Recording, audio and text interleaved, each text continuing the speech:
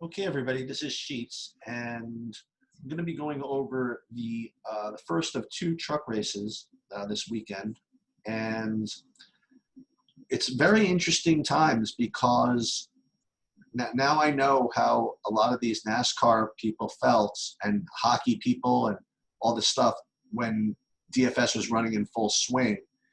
In that, with the return of baseball and basketball soon, and I guess football soon also, it's only natural for people to pay less attention to these types of sports, and that cuts two ways. Number one, people that really have no idea what they're doing are not going to probably be entering these things as much as they were, I would imagine. So I guess that these events are going to get somewhat tougher because when there was just no baseball, no basketball, no football, all the DFS casuals were starting to play all these other sports. And what I'm only hoping is that people, continue to play them and spend less time researching them, which is what I think we're going to have an advantage of because I am really into these sports, into the NASCAR and MMA and these types of sports. They don't take as long to deal with because they're only 6 slots and relatively reduced player pool, and you can sort of strategize relatively easily with them because correlations are not as important. So you could do the real basic, DFS approach. Take good players or good fighters or good drivers in good spots and overlay ownership considerations on top of those and create good DFS lineups. And you don't have to worry too much about correlations and things like that. So I'm going to continue to play all of these slates and going to continue to put out very short videos on these for those of you that can kind of follow along, because I think that, again, it's DFS theory is DFS theory. And I'm going to continue to learn and continue to develop it along the way. So this is the truck series, and it's going to be at that same track that we saw yesterday. And I don't want to say wrong, I guess it was whatever. I wasn't expecting so much variance. I really didn't figure on there being so many wrecks and so much action. I had heard that it was like kind of a nice, easy 1.5-mile track where, best cars, best drivers, boring and all that stuff, but it was anything but. A lot of activity that wipe people out and whatever. Yet, I still am going to approach this truck, the rest of the races on this track over the next couple of days the way I did, and that I'm going to, consider it, not a wreck fest, consider a standard type track, and we're going to go with good drivers, with good positions, with hopefully low ownership, and we'll try to create lineups to reflect that. So what I'm going to do for this race and probably all of the races for this weekend is I'm going to be looking for either 2 dominators or 3 dominators in most lineups. And the thing is that unlike the Cup race, which turns out I was incorrect about it, but unlike my analysis of the Cup race, I think that the dominators can be spread out a little bit more here in this particular truck race. So I'm going to highlight the guys that I like, and then we're going to see how we can kind of put them together. I guess the first thing I want to do is I want to start with the guys from the back that I'm going to be playing. So I think 2 guys I'm going to have in all of my lineups, at least one. I don't think I'm going to play 2, and that's going to be Timmy Hill and Rohrbach. I think those 2 are going to take up most of my ownership as far as those types of plays, like the players, the drivers starting way in the back that just plays differential, not really expecting too much, but can get maybe 10 spots or something like that. With respect to the dominators, the guys kind of that can near the front that can lead laps, my favorite play is going to be, it's so funny that you'd think like months ago I didn't even know who any of these people were, but I've already gotten a handle on what types of drivers these guys are and what you can expect from these guys. And X is a guy who just likes to take the lead. All right, he likes to lead laps. He can get to the front. Hasn't really done the greatest job finishing, but the fact is he's got the pole. And you know, when you're looking for dominators, you're looking for people that can lead laps. There's, for me, nobody better in this type of spot. So I'm going to be really, really heavy on him. But there are other guys in this first 10 or 12 that can do something. So Brandon Jones, I thought warranted decent ownership, so I have him. Creed is one of my favorites. He's going to be in good shape. Effinger I put in.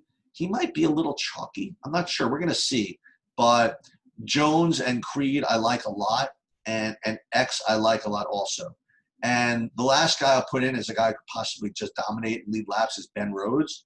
So you'll see what I do is I put, and some Zane Smith also, sorry. So as I said, I'm much more spread out here than I sometimes am with these dominators.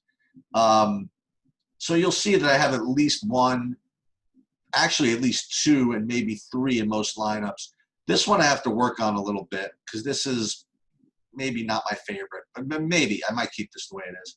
Do have a little bit of Austin Hill, just one lineup there with him. And just so you know, I am playing about 10 lineups today. So, you know, actually more like, 4, 6, 8, looks like 11 lineups today. So just to give it some context. As far as guys who are just really, really good that, you know, have a good combination of upside and place differential, win equity, you're going to have Crafton and Sauter as guys I'm playing a lot of. You'll see I have 58% Crafton, 33% Sauter. And again, you know, I think those are very, very strong plays. Friesen I like a lot. Again, he's not, you know, oh, 1 sec. Sorry, I just had to pause for just a second.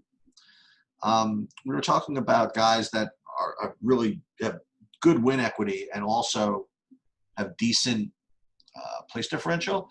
And I neglected to mention probably the guy I might be heaviest on. It could be Derek Kraus. I mean, he's, I don't know about win equity, but I certainly think he could be top 5. No, so he's at the 15. So I'm going to be playing a lot of him. But you'll see. I mean, I definitely want to go over the plays, but hopefully you can see the construction, right? So I forgot to mention Fogelman is a guy, again, I'm going to go back to this week.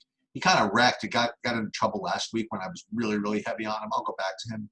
But you see the way you construct NASCAR lineups, right? You don't want to have just too many guys that negatively correlate. Like if you're going to play guys in the top 10, for example, I mean, only one guy can lead a lap.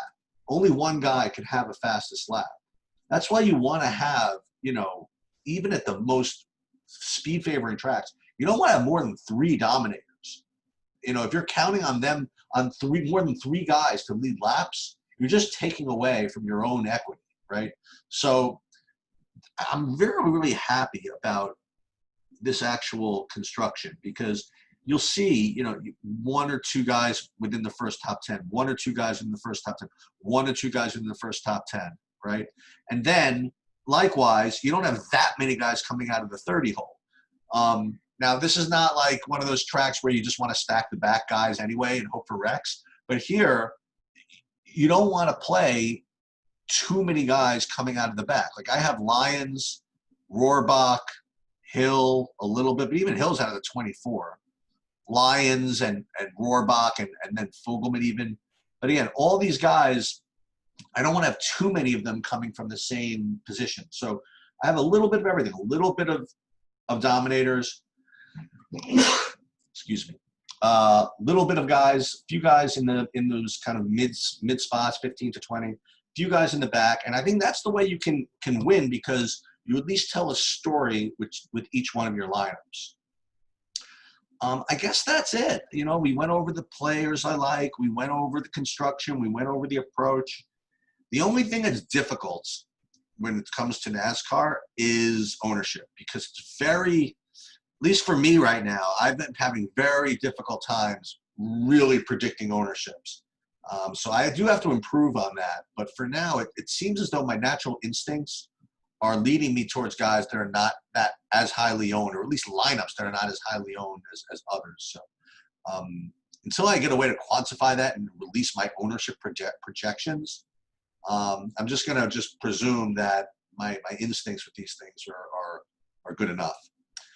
All right, that's all I have. Hope you guys have a good weekend. For those of you that come back, I'll be seeing you for the next truck race and the Infinity race over the weekend. We're going to try to keep